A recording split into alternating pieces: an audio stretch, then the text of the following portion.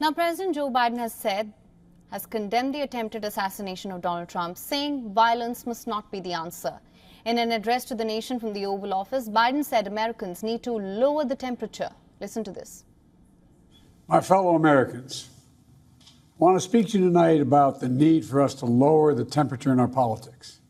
And to remember, while we may disagree, we are not enemies. We're neighbors, we're friends, co-workers, citizens, and most importantly, we're our fellow Americans. We must stand together. The president asserted that the political rhetoric in the country has gotten very heated and it's time to cool it down. Biden also recalled the attack on former Speaker Nancy Pelosi's husband last year and the alleged kidnapping plot for Michigan Governor Gretchen Whitmer. Biden noted that in this situation, the upcoming election will be a time of testing. But politics must never be a literal battlefield, and God forbid, a killing field.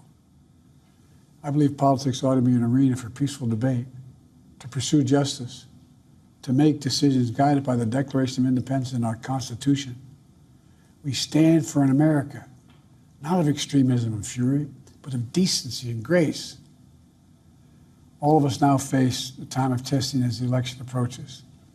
And the higher the stakes, the more fervent the passions become.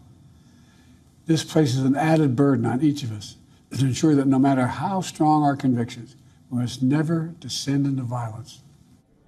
In his speech, Biden expressed his condolences to the family of the victim, Corey Comprator, who was killed at the rally. He also spoke about the ongoing investigation, noting that the motive of the shooter is still unknown. Earlier today, I spoke about an ongoing investigation. We do not know the motive of the shooter yet. We don't know his opinions or affiliations. We don't know whether he had help or support, or if he communicated with anyone else. Law enforcement professionals, as I speak, are investigating those questions. Now, this was Biden's third use of the Oval Office to comment on issues of major importance since he took power in 2021.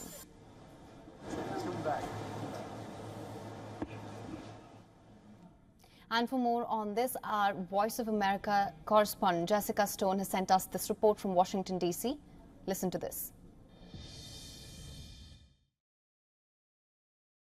There's two buckets, right? There's the rhetorical response and there is the security response at a minimum. And rhetorically, we saw President Biden use a rare primetime address, 6 minutes in length, to talk about uniting the country, to talk about lowering the temperature of the rhetoric of political discourse. And we've also seen Donald Trump call for that in some of his Truth Social posts. And he just gave an interview to a reporter at the Washington Examiner, Selena Zito, who was at the Trump rally in which he was attacked.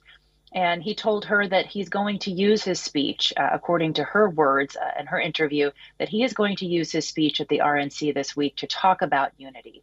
And it's unclear how much of that was going to be in his speech already. Obviously, he has to make the case for why he can win, for why he chose his vice president, for why his policies are superior to his opponents. But to have that opportunity, to use that opportunity to talk about uniting the country, that will be a really interesting listen, I think, for the country to understand what he means by unity and what that looks like, according to Donald Trump. For latest news, download the WION app and subscribe to our YouTube channel.